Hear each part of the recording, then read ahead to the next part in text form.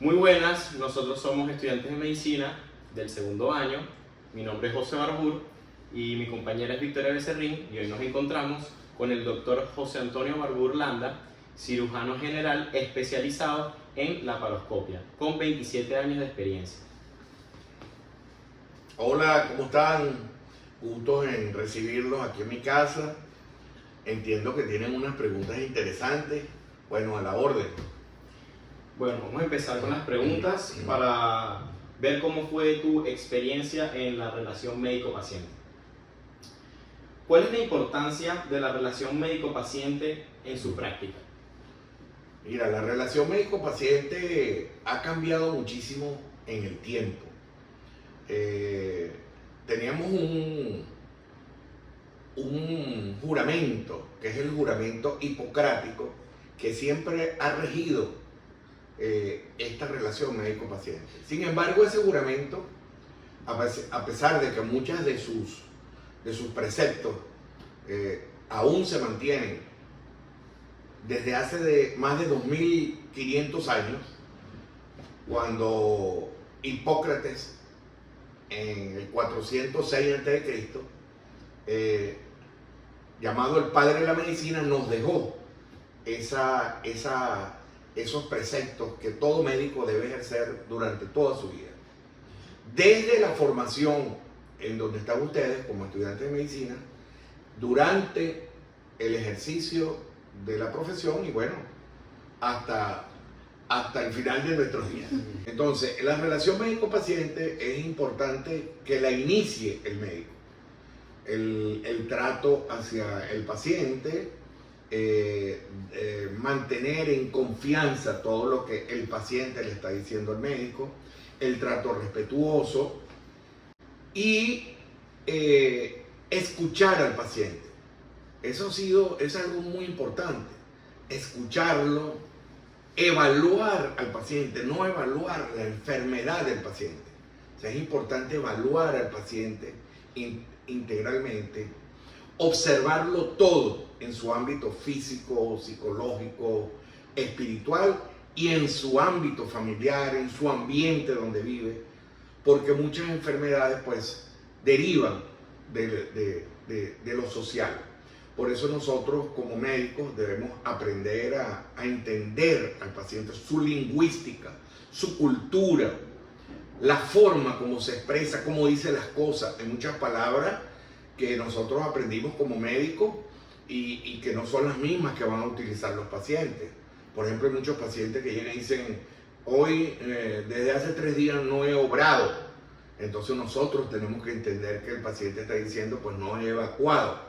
Y así como esas palabras, pues hay muchas palabras en ese rango lingüístico, dependiendo de la zona donde vive, dependiendo de su grado de instrucción, dependiendo de su cultura, pues nos van a transmitir un lenguaje que nosotros debemos saber interpretar.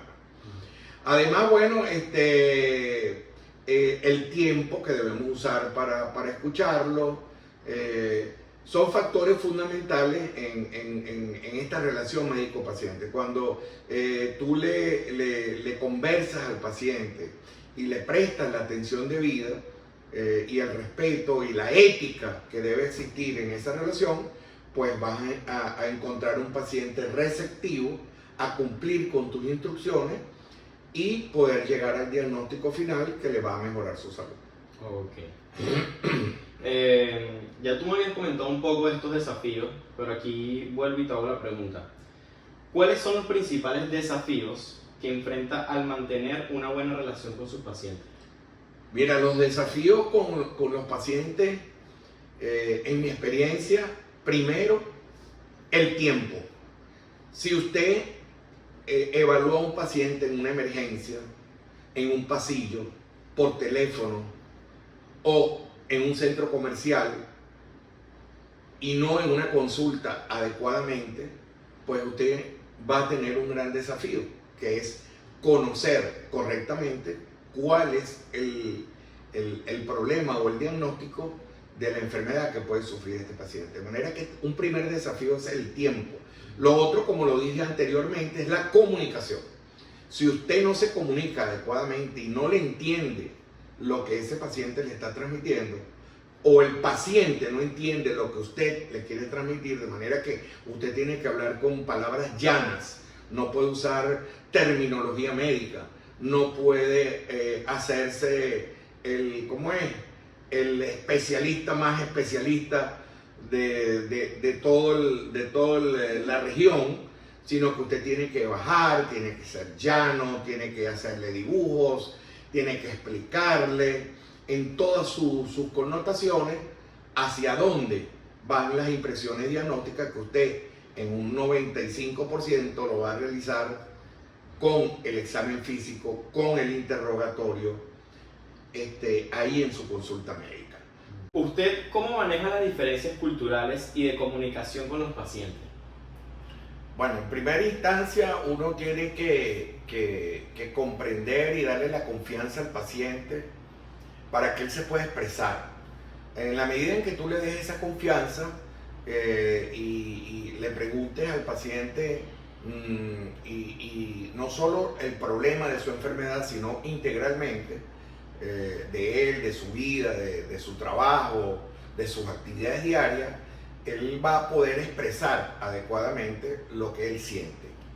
Es indudable que dependiendo de donde venga el paciente van a haber diferencias culturales, van a haber en la comunicación lingüística pues van a haber expresiones que pueden no entenderse, y allí bueno tú vas a tener que seguir una serie de pasos que te permitan saber comprender cuál es la enfermedad que lo puede estar afectando, y entonces esa confianza, esa comunicación con él, esa paciencia que debes tener con esos pacientes, en escucharlos realmente, va a permitir llegar a una comunicación buena y entenderse, tanto tú entender al paciente como el paciente entender al médico.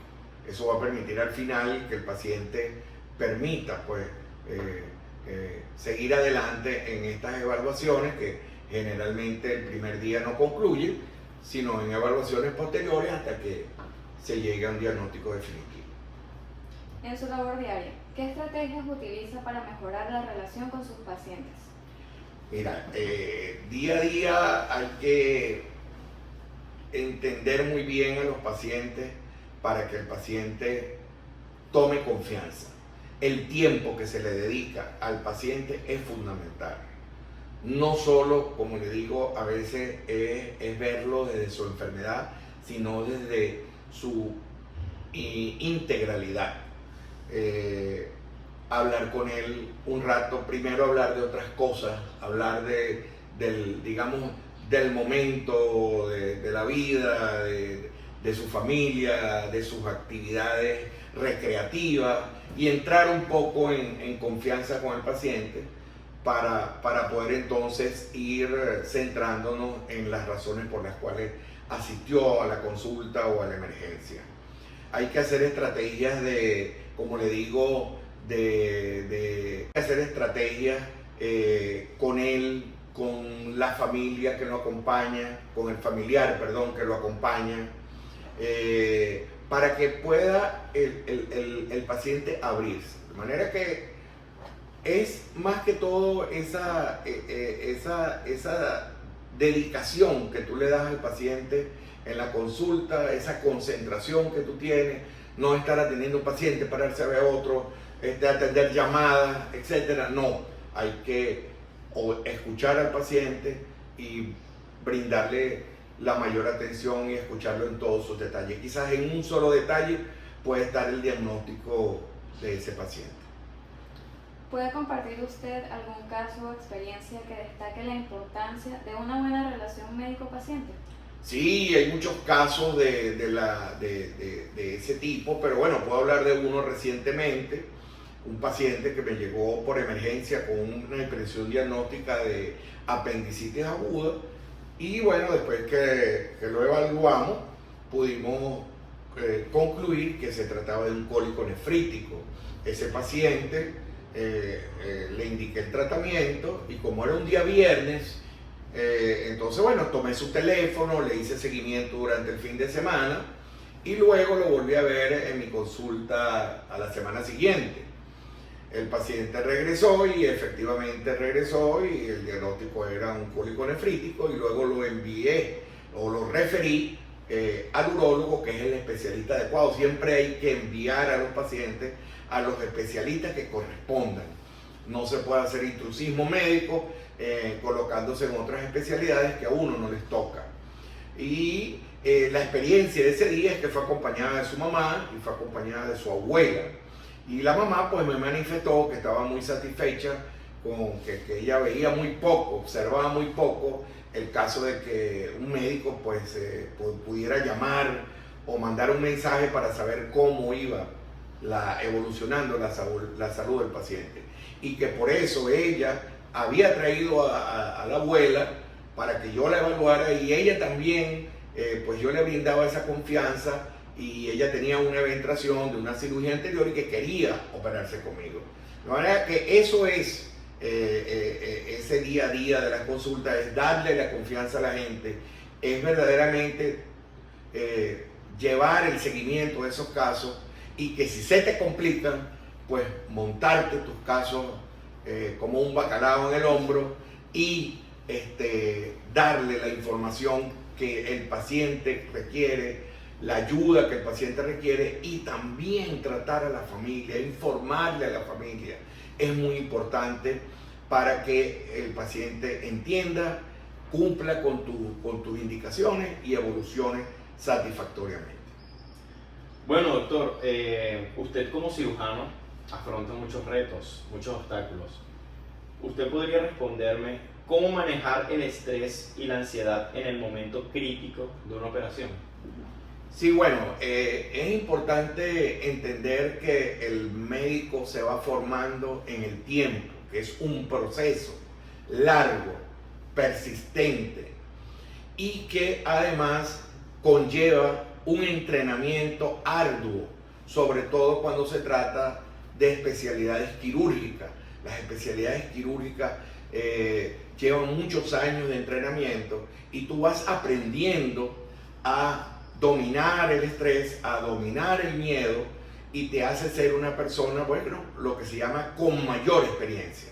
De manera que cuando tú controlas la técnica, controlas el conocimiento, controlas los casos más graves de cómo debes afrontar y te concentras en el ABC del paciente, de la conducta médica que necesita ese paciente, pues allí va a prevalecer los hechos que van a salvar la vida de los pacientes en esa emergencia y no va a prevalecer el miedo ni el estrés. El estrés vendrá después, pero en el momento ya tú pues vas a saber cómo dominarlo. Pero eso es un proceso para que ustedes lo entiendan. Mientras más novatos somos, pues más miedo y más dudas vamos a tener, pero en la medida que se gradúan de médicos, luego van a la rural, luego van a hacer un posgrado de 3 años, otros hacen subespecialidad 2 años más, y en ese tiempo van a estar siendo orientados, entrenados, estudiando para ser cada vez mejor y que se sobreponga el entrenamiento adecuado sobre el miedo y sobre las dudas. Ya para culminar, doctor, nos gustaría saber cuáles son las recomendaciones claves para estudiantes de medicina sobre cómo integrar conocimientos psicosociales en su futura práctica clínica. Bueno, mira, eso se va dando desde el principio, con tus valores personales, tus valores familiares. Tú tienes que tener una vocación real por esta carrera. Esta carrera es de sacrificio. Esta carrera no es para ganar recursos económicos. Y en eso tenemos que estar muy claros. En esta carrera debe anteponerse los valores humanos, si se quiere los valores cristianos, porque debemos ayudar a la gente aún en condiciones de pobreza, de falta de recursos, en cualquier condición debemos ayudar. Debemos asistir, bueno, a nuestras rurales, a los ambulatorios, a las comunidades, ver cómo vive la gente, ver cómo vive la gente, cómo es el agua que toman, cómo es la vivienda donde viven, cuáles son las recreaciones que tienen. y eso nos va a permitir a nosotros en esa evaluación psicosocial, familiar, educativa, ambiental, poder ir comprendiendo cómo se relaciona la enfermedad en ese entorno. Y así es como nosotros podemos comprender y ayudar verdaderamente a nuestros pacientes, a nuestras familias, a esas familias, a las comunidades, y de esa manera nosotros podemos ir comprendiendo cómo vive nuestra gente, nuestra población en ese entorno, y poder hacer los diagnósticos más precisos y darle las recomendaciones más precisas a esta familia, porque recuerden que hay enfermedades sociales relacionadas con la sociedad, hay enfermedades infectos contagiosas que tienen que ver con la prevención, y en esa prevención está también el salvar vidas a tiempo de muchas enfermedades, el dengue, algunos tipos de cáncer, etcétera. Son enfermedades que se previenen y que pueden educarse conociendo esa forma de vivir de la gente. Bueno, doctor, tanto mi compañera como yo estamos muy agradecidos por la disposición de usted venir el día de hoy, por sus conocimientos que nos inculcó. Y bueno, ya finalizó la entrevista y quería saber qué le pareció. Bueno, me parece interesante que los estudiantes de medicina se preocupen por la relación médico-paciente. Tienen que ponerle mucho corazón a esto, tienen que tener tiempo para escuchar, tienen que tener disposición y respeto hacia el paciente. Siempre ponerse en el lugar del paciente, eso no pasa de moda. De manera que los invito a seguir estudiando este tema y otros temas relacionados. Los invito a seguir investigando, a conversar con los pacientes, a conversar con su familia, a seguir estudiando los temas que requieren para graduarse, y luego, bueno, a hacer las especialidades que les motiven a hacer, y ayudar a construir a seguir construyendo un sistema de salud que sea el más óptimo para nuestros pacientes. Y de esa manera nosotros podemos ir comprendiendo cómo vive nuestra gente, nuestra población en ese entorno, y poder hacer los diagnósticos más precisos y darle las recomendaciones más precisas a esta familia, porque recuerden que hay enfermedades sociales relacionadas con la sociedad, hay enfermedades infectos contagiosas que tienen que ver con la prevención, y en esa prevención está también el salvar vidas a tiempo de muchas enfermedades, el dengue, algunos tipos de cáncer, etcétera. Son enfermedades que se previenen y que pueden educarse conociendo esa forma de vivir de la gente. Bueno, doctor, tanto mi compañera como yo estamos muy agradecidos por la disposición de usted venir el día de hoy, por sus conocimientos que nos inculcó. Y bueno, ya finalizó la entrevista y quería saber qué le pareció. Bueno, me parece interesante que los estudiantes de medicina se preocupen por la relación médico-paciente. Tienen que ponerle mucho corazón a esto, tienen que tener tiempo para escuchar, tienen que tener disposición y respeto hacia el paciente. Siempre ponerse en el lugar del paciente, eso no pasa de moda. De manera que los invito a seguir estudiando este tema y otros temas relacionados. Los invito a seguir investigando, a conversar con los pacientes, a conversar con su familia, a seguir estudiando los temas que requieren para graduarse, y luego, bueno, a hacer las especialidades que les motiven a hacer, y ayudar a construir a seguir construyendo un sistema de salud que sea el más óptimo para nuestros pacientes.